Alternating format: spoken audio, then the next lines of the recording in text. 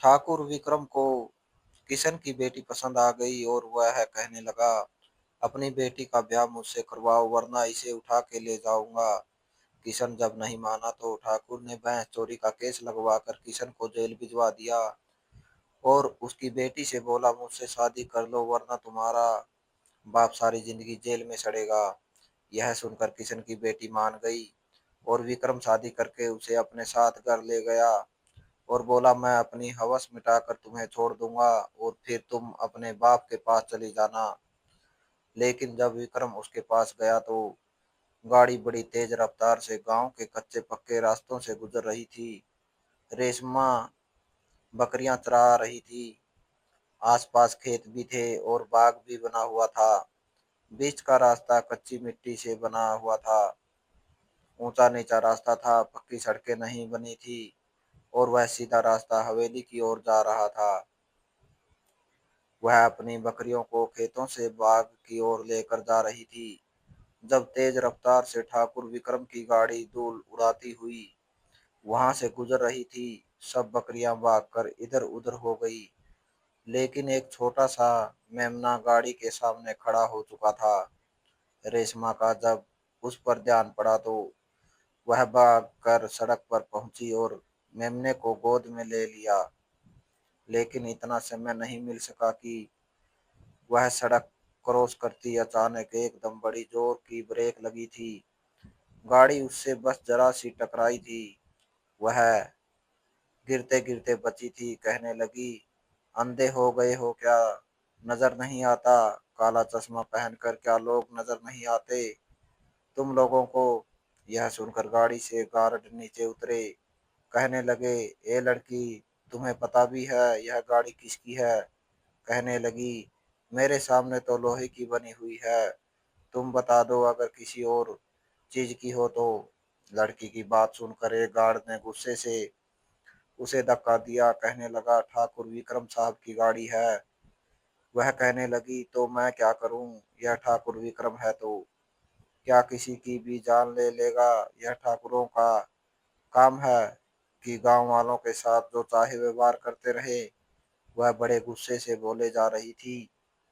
जब चश्मे के पीछे से ठाकुर विक्रम ने इस सुंदर सी लड़की को देखा था जो बस 19 या 20 साल की थी लेकिन जुबान की बहुत तेज थी, उसको देखकर एक शैतानी भरी मुस्कुराहट ठाकुर विक्रम के चेहरे पर फैली थी।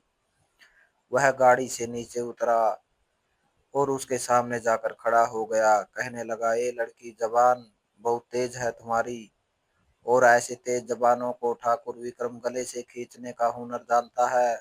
वह लड़की कहने लगी, अगर मेरी बकरी मर जाती तो मैं आपको छोड़ती नहीं। शुक्र करो कि उसकी जान बच गई है, अपनी खैर मनाते। यह कहकर वह पलटने लगी थी। जब विक्रम ने उसकी कलाई पकड़ी और उसे अपने सामने किया, क्या बिगाड़ लेती तुम मेरा बताओ मुझे? वह कहने लगी, मेरा हाथ छोड़ो। उसने कहा, ना छोड़ो तो क्या करोगी? जानती भी हो कि मैं ठाकुर विक्रम हूँ। जब एक जन्नाटेदार थप्पड़ विक्रम के मुंह पर पड़ा था। उसे आशा नहीं थी कि वह लड़की उसके मुंह पर थप्पड़ दे मारेगी। यह देखकर उसके गार्ड हरकत में आए थे। इससे पहले कि वह उस लड़की पर बंदूक तानते, विक्रम ने हाथ के इशारे से उन्हें पीछे किया था। कहने लगा, इसे कोई कुछ नहीं कहेगा, यह मेरी मुजरिम है। वो लड़की कहने लगी, तुम होते कौन हो मेरा हाथ पकड़ने वाले? विक्रम कहने लगा, एक हाथ पकड़ने पर तुमने इतनी जोर का थप्पड़ इस गांव के ठाकुर विक्रम के मुंह पर मारा है। तुम जानती हो इसका अंजाम क्या होगा? वह कहने लगी, आइंदा किसी लड़की का हाथ पकड़ोगे तो तुम्हें यह थप्पड़ तुम्हारी औकात याद दिला देगा। यूं किसी के साथ बदतमीजी करने का तुम्हें क्या अंजाम देखना पड़ेगा। वो लड़की यह कहकर जा चुकी थी। गार्ड कहने लगे, ठाकुर साहब, आप कहे तो इसे भी उठा लें।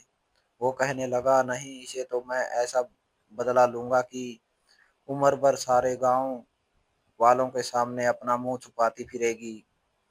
इसने मेरे मुंह पर थप्पड़ मारा है, इसे मैं कहीं का नहीं छोड़ूंगा। पता लगाओ कि यह किसकी बेटी है। यह कहकर उसने अपना काला चश्मा दोबारा से अपनी आंखों पर लगाया और गाड़ी में बैठ गया।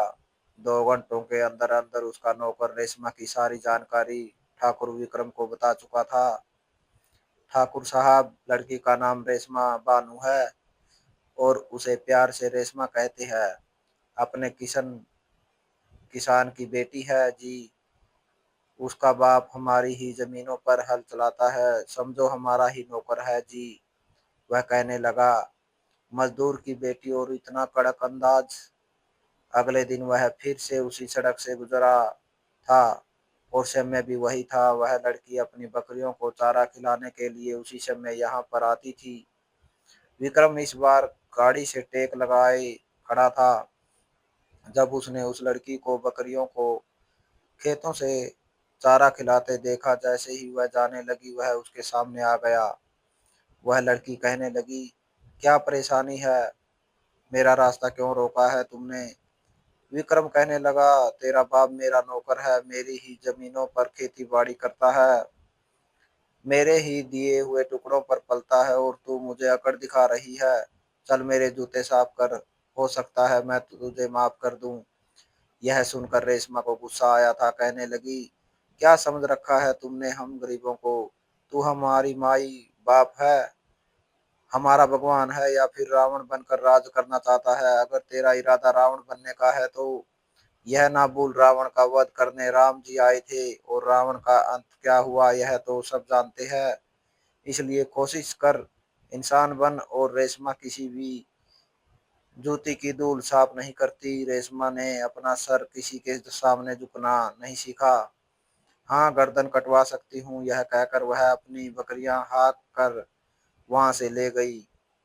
अपनी मूछों को मरोड़ते हुए विक्रम कहने लगा, बड़ी अकड़ है तुझमें, तुझे तो मैं चींटी की तरह मसल कर जब फेंकूंगा फिर पूछूंगा कि कहाँ गई तेरी अकड़।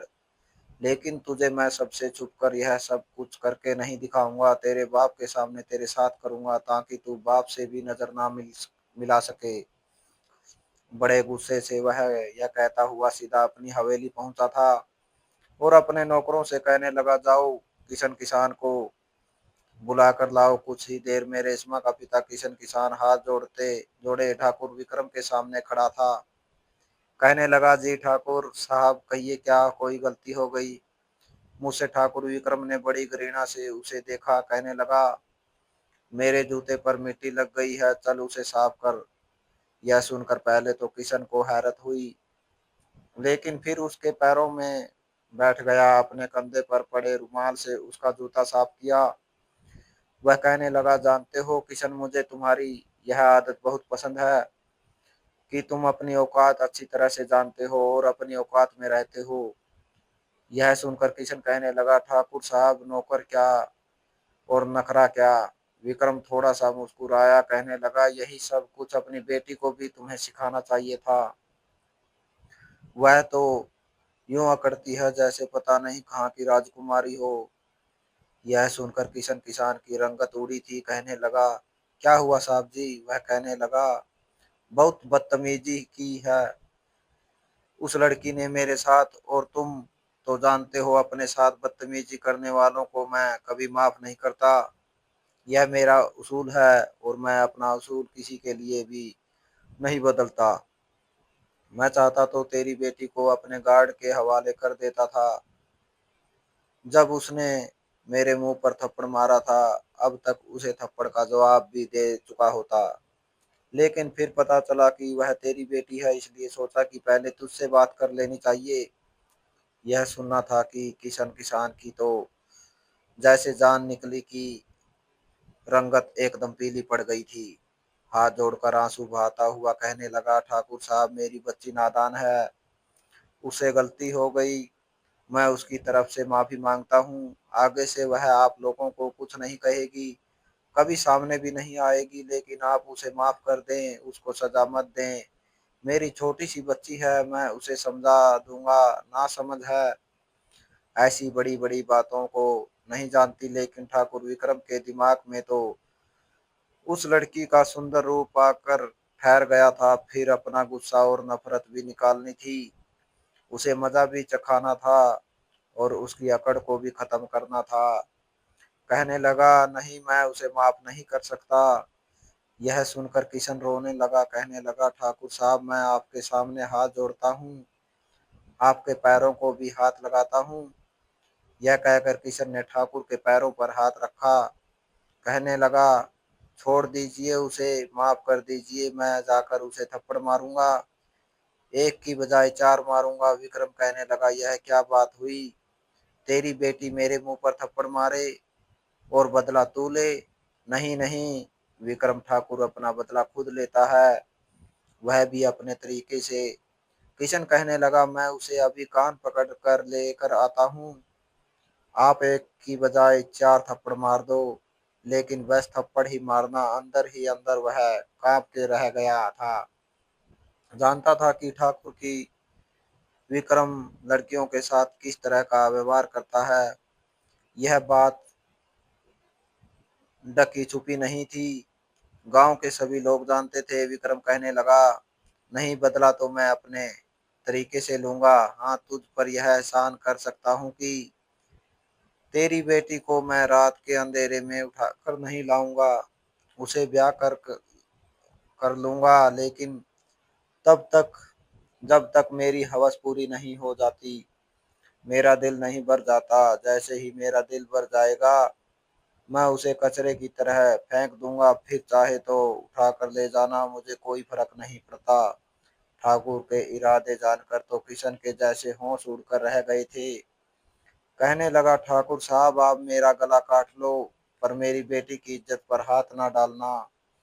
वह हिचकियों से सिसकियों से रो रो रहा था, हाथ जोड़े ठाकुर विक्रम से मिन्नतें कर रहा था, लेकिन विक्रम पर कुछ भी असर नहीं पड़ रहा था। कहने लगा, बस कर, मैं तुझसे यह पूछ रहा हूँ कि तू अपनी बेटी का ब्याह मुझसे करेगा या उठा के ले जाऊं आऊं। किशन अब भी उसकी मिन्नतें कर रहा था, लेकिन शादी के लिए हाँ नहीं की थी। बस रोए जा रहा था, कह रहा था, अपनी बेटी को बहुत मारूंगा, लेकिन मैं अपनी बेटी की शादी आपके साथ नहीं कर सकता। आप उसके साथ जो करोगे उससे अच्छा है कि मैं उसे खुद गला दबाकर मार डालूं।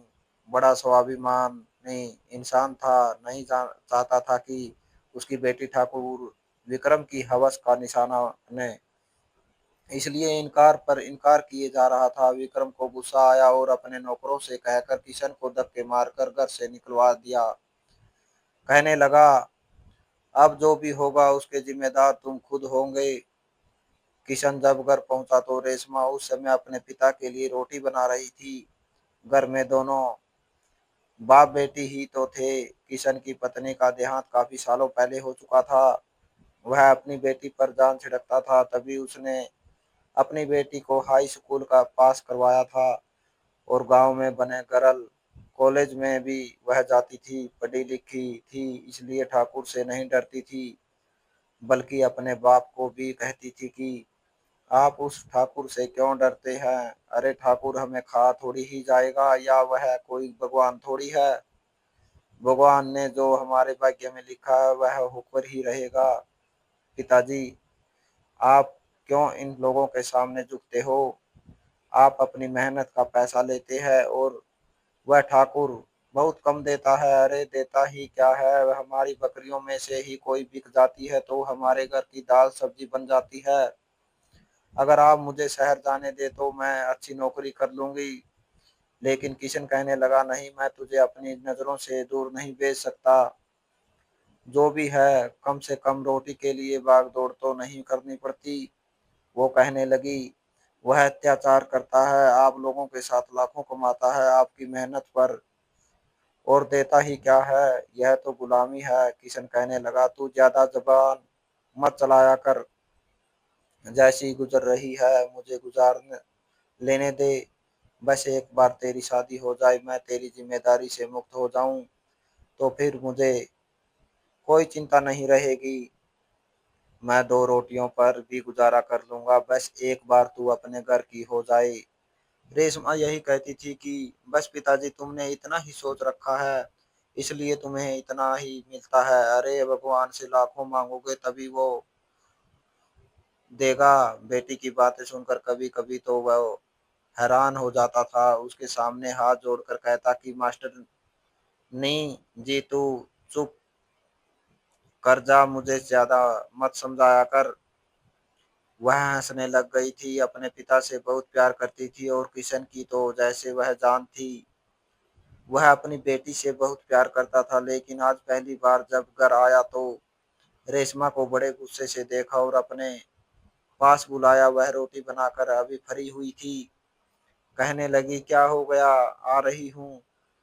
अपने माथे से पसीना पोंछती हुई जब पिताजी के पास पहुंची तो किशन ने मुंह पर थप्पड़ दे मारा। वह हैरान थी, आज तक कभी किशन ने अपनी बेटी पर हाथ नहीं उठाया था, लेकिन अब वह डर गया था। कहने लगा, तुझे किसने कहा था ठाकुर विक्रम के मुंह पर थप्पड़ मारने के लिए?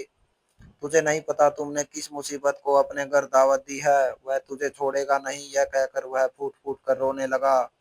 रेशमा को अपने पिता के थप्पड़ की परवाह नहीं थी, बल्कि उसे दुख हो रहा था कि उसका पिता उसके कारण फूट फूट कर रो रहा है। कहने लगा, वो तुझसे शादी करने को कह रहा है, तुझे छोड़ेगा नहीं, और अगर मैंने तेरा ब्याह उससे नहीं किया तो वह तुझे उठा कर ले जाएगा, तुझे बर्बाद कर देगा। क्या तुझे नहीं पता, गांव की जिस लड़की पर उसका दिल आ जाए वह लड़की उसकी हवस का शिकार बन जाती है और वह बाद में उसे गंदे नाले में फेंक देता है, उसे जान से मार डालता है। वह तुझे भी मार डालेगा। तूने क्या कर दिया रेशमा? तूने अपने सर पर मुसीबत क्यों मोल ले ली? पिताजी तो क्या हम सारी जिंदगी इन ठाकुरों के आगे हाथ जोड़े जिंदगी गुजारें, उनकी बदतमीजी को बर्दाश्त करते रहें? आप मेरे साथ पुलिस स्टेशन चलो, हम सब अभी उसके खिलाफ रिपोर्ट करवाते हैं। किशन कहने लगा, तू नहीं जानती, सब कुछ तो इन ठाकुरों के हाथ में है। यहाँ तक कि इस गांव की पुलिस भी उनकी नौकर है, उनके सामने सर नहीं उठाती। रेशमा कहने लगी, तुम चलो तो सही, कानून में बड़ी ताकत है पिताजी। मैंने पढ़ा है कि किताबों में अपने अधिकार की खातिर आवाज उठानी चाहिए। किशन ने बहुत मना किया, लेकिन रेशमा अपने बाप के साथ पुलिस स्टेशन पहुंच गई। वहां जाकर कहने लगी, ठाकुर ने मुझे धमकी दी है, जबरदस्ती मुझसे शादी करना चाहता है।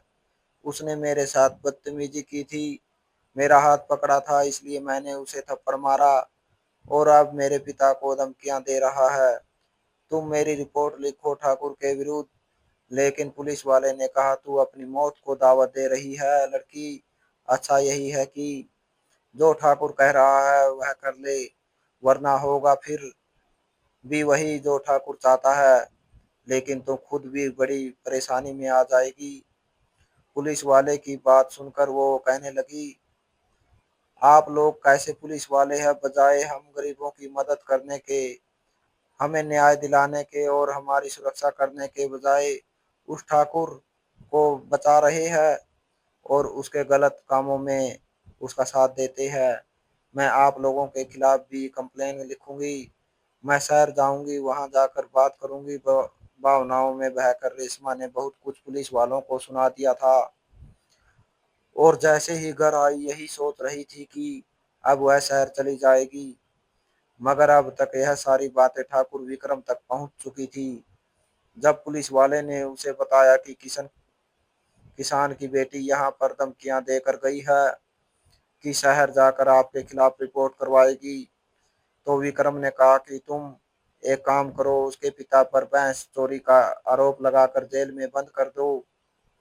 मैं तो उस लड़की को छोड़ूंगा नहीं, उसके पर कैसे काटने हैं मैं अच्छी तरह से जानता हूँ। अभी किशन और रेशमा शहर जाने के लिए तैयार हो रहे थे कि जब पुलिस उनके दरवाजे पर आ गई और पुलिस के दो हवलदारों ने किशन को पकड़ लिया। वह कहने लगा कि मेरा अपराध क्या है, आपने मुझे क्यों पकड़ा है? रेशमा कहने लगी, यह आप लोग मेरे पिताजी के साथ क्या कर रहे हैं? पुलिस इंस्पेक्टर कहने लगा कि तुम्हारे बाप ने ठाकुर साहब की भैंस चोरी की है, क्योंकि हल यही चलाता था और कल से उनकी भैंस नहीं मिल रही। किशन कहने लगा, यह झूठ है, मैं सब कुछ खेतों में मुंशी के हवाले करके आता हूँ। मुझ पर झूठा आरोप लगाया गया है। गांव के कई घरों के दरवाजे खुले थे, लेकिन कोई भी किशन और रेशमा की पुकार पर नहीं आया। पुलिस घसीटते हुए किशन को अपने साथ पुलिस स्टेशन ले गई। रेशमा रोती हुई अपने पिता के पीछे दौड़ रही थी। सबसे यही कह रही थी कि कोई है, कोई मेरी मदद को आओ, मेरे पिता के साथ गलत हो रहा है। मेरे पिता ने कोई चोरी नहीं की, यह सब झूठ है। लेकिन कोई मदद के लिए नहीं आया। वह भी पीछे पीछे पुलिस स्टेशन पहुंच चुकी थी। लेकिन सामने ही पिता को जेल में बंद देखकर पुलिस वाले से कहने लगी, मेरे पिताजी को छोड़ दो। इंस्पेक्टर मुस्कुराते ने लगा कहने लगा, तुमसे कहा था ना ठाकुर साहब से पंगा मत लो। लेकिन तुम्हें बहुत शौक था। अब जाओ, जाके उनके सामने गिड़गिड़ाओ। वो वह कहेंगे तो तुम्हारा बाप छूट जाएगा, वरना तुम्हारे बाप पर एक के बाद एक केस लगते चले जाएंगे और यही जेल के अंदर सड़कर मर जाएगा। यह सुनना था कि रेशमा रोने लगी। यूं तो वह किसी की बात पर मजबूर नहीं होती थी, हर एक से लड़ जाती थी, लेकिन पिता को यूं बेबसी से रोता देखकर जैसे टूट चुकी थी। दुश्मनों के हाथ बहुत लंबे और मजबूत थे, गरीबों के गिरेबानों को चिरना जानते थे। वह हवेली गई तो चौकीदार कहने लगा, क्या काम है तुम्हें? कहने लगी, मुझे ठाकुर विक्रम से मिलना है, उनसे जाकर कहो कि रेशमा आई है, किसान किशन की बेटी। चौकीदार अंदर चला गया। वह अभी अभी अपने हाथ से आंसू साफ कर रही थी। कुछ देर बाद चौकीदार ने दरवाजा खोल दिया। कहने लगा, हवेली के अंदर नौकर से कहना कि तुम्हें ठाकुर साहब के कमरे तक का पता बता दे। वह कह रहे थे है कि रेशमा से बोलो मेरे कमरे में आए, यहाँ आकर मुझसे बात करे निडर। वह अंदर चली गई। हवेली के अंदर गई तो वहां कई नौकर अपने अपने कामों में व्यस्त थे। बजाय किसी नौकर से बात करने के वह सीधी विक्रम की पत्नी के पास गई। कहने लगी, ठाकुर विक्रम का कमरा कौन सा है?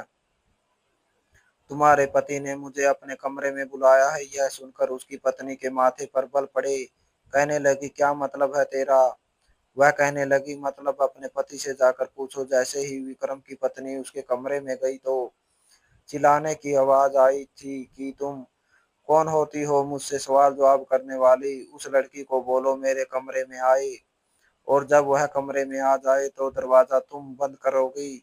मत भूलो कि तुम मेरी पत्नी हो। मेरे जूते की नोक के बराबर तुम्हारी औकात है। वो बेचारी रोती हुई कमरे से बाहर आई और फिर कहने लगी, वो रहा ठाकुर का कमरा, जाओ चली जाओ, बड़ा टूटा हुआ सवर था। रेशमा सीधा उसके कमरे में गई। दरवाजा खुद रेशमा ने बंद किया। वह बेड से टेक लगाए बैठा था। कहने लगा, क्या बात है, यहाँ क्यों आई हो? वह कहने लगी, मेरे पिता पर झूठा केस क्यों किया है तुमने? अपने उस पुलिस इंस्पेक्टर से कहो कि मेरे पिता को छोड़ दें। रेशमा की बात सुनकर वह मुस्कुराने लगा। कहने लगा, अगर तुम चाहती हो कि तुम्हारा बाप आजाद हो जाए तो पहले तुम्हें मुझसे ब्याह करना पड़ेगा। मेरा जब तक दिल चाहेगा तो मैं इस्तेमाल करूंगा, और जब मेरा दिल भर जाएगा तो तुम्हें भी तुम्हारे बाप के पास भेज दूंगा और तुम यह ब्याह अपनी पूरी रजामंदी से करोगी। रेशमा ने एक मिनट भी नहीं लगाया था और फैसला कर चुकी थी। कहने लगी, ठीक है, बुलाओ पंडित को, मैं कर लेती हूँ तुमसे ब्याह। वह कहने लगा, लड़की समझदार हो। फिर उसने अपनी एक नौकरानी को बुलाया।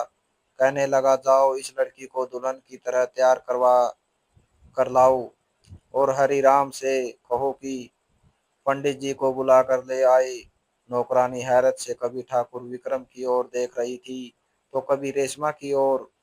फिर रेशमा को अपने साथ ले गई। विक्रम की पहली पत्नी ने ही उसे दुल्हन बनाया था, लेकिन खुद रोए जा रही थी, मगर रेशमा नहीं रोई थी, एक आंसू भी नहीं बहाया। पंडित जी आ गए थे, फेरे भी हो गए और रेशमा को ठाकुर विक्रम के कमरे में बिठा दिया गया। कुछ देर बाद विक्रम जब कमरे में आया तो उस सुंदर कमसीन सी लड़की को इतने अच्छे कपड़ों में तैयार देखकर तो जैसे अपने होश खोने लगा था। वह बहुत सुंदर लग रही थी। दरवाजा बंद करके कुंडी लगाकर उसके पास आ गया। इससे पहले कि उसका हाथ पकड़ता, वह कहने लगी, पहले अपने पुलिस इंस्पेक्टर को फोन करो और उससे कहो कि मेरे पिता को छोड़ दे। कहने लगा, इस बात का अंजाम जानती हो, मुझे रोकने का तुम्हें कोई अधिकार नहीं है। अभी वह बात कर रहा था जब एक तेजधार वाला चाकू रेशमा ने अपनी कमीज के अंदर से निकाला था। कहने लगी, मैं अपने आप को जान से मार डालूंगी और तेरी इच्छा कभी पूरी नहीं होगी। मेरे मुर्दा शरीर के साथ तू अपनी हवस पूरी कर लेना। यह सुनकर ठाकुर विक्रम के होश उड़े थे, क्योंकि वह तेजधार वाला चाकू वो अपनी गर्दन पर रख चुकी थी और वह चाकू इतना तेज था कि गर्दन पर कट लग चुका था और खून रिसने लगा था। यह देखकर विक्रम के होश उड़े, क्योंकि वह उस लड़की से शादी कर चुका था और यह सारा गांव जानता था। अगर वह अपने आप को खत्म कर लेती तो ठाकुर विक्रम पर मर्डर का केस लग सकता था, वह फंस सकता था। कहने लगा, अच्छा अच्छा, तुम यह चाकू पीछे करो। विक्रम ने फोन करके पुलिस इंस्पेक्टर से कहा कि किशन को छोड़ दो। पुलिस इंस्पेक्टर कहने लगा, ठाकुर साहब, यह आप क्या कह रही है? वह कहने लगा, जो कह रहा हूँ वही करो, किशन को छोड़ दो। पुलिस वालों ने ठाकुर विक्रम के कहने पर रेशमा के पिता को छोड़ दिया था। रेशमा ने वह चाकू अपनी गर्दन से पीछे हटा लिया। वह कहने लगा कि तुम्हारा बाप छूट चुका है। यह सुनते ही वह खड़ी हो गई। उसे ऐसे खड़ा देखकर विक्रम कहने लगा, यह क्या तरीका है? तुम मेरी पत्नी हो, इसलिए यहाँ बैठो। रेशमा कहने लगी, कितने दिन के लिए? यह सुनकर वह हैरान हुआ था। कहने लगी, मैं पत्नी के नाम पर तुम्हारी हवस का शिकार नहीं बनूंगी।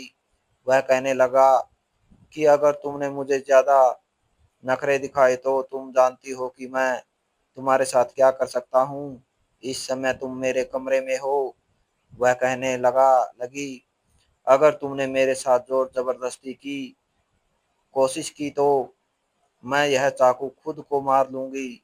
उसने दोबारा से वही चाकू पकड़ा था, क्योंकि वह जान चुकी थी कि विक्रम उससे डर रहा है।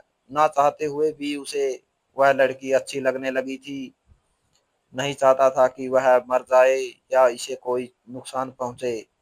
उसने धमकियां उसे ऐसी दी थी जैसे सिर्फ उससे बदला लेगा और उसे छोड़ देगा। लेकिन इस लड़की के साहस पर उसका दिल उस लड़की पर आ गया था। वह कमजोर नहीं थी। विक्रम कहने लगा, मैं तुम्हें हमेशा के लिए अपनी पत्नी बनाना चाहता हूँ। तुम निश्चित रहो, मैं तुम्हें नहीं छोड़ूंगा। अब यह चाकू पीछे करो। रेशमा कहने लगी, मैं कैसे मान लूं? वो कहने लगा, तुम बताओ, कैसे विश्वास दिलाऊं? ठीक है, मैं तुमसे बदला लेना चाहता था, लेकिन तुम बहुत बहादुर लड़की हो और मुझे ऐसी लड़कियां अच्छी लगती है।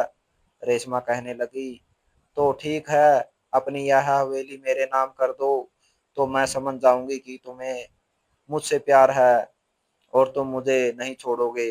यह सुनकर कुछ देर तो विक्रम सोच में पड़ गया, लेकिन फिर अगले ही दिन उसने अपनी हवेली रेशमा के नाम कर दी।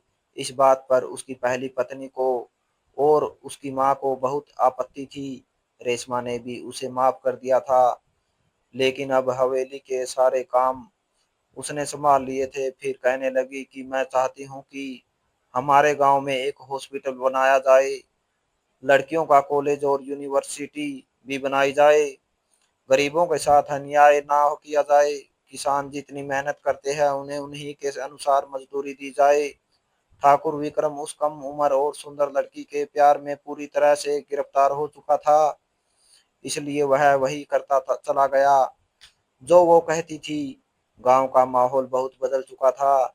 लड़कियों के लिए यूनिवर्सिटी बन रही थी और किसानों को उनकी मेहनत के अनुसार अच्छे पैसे भी मिल रहे थे।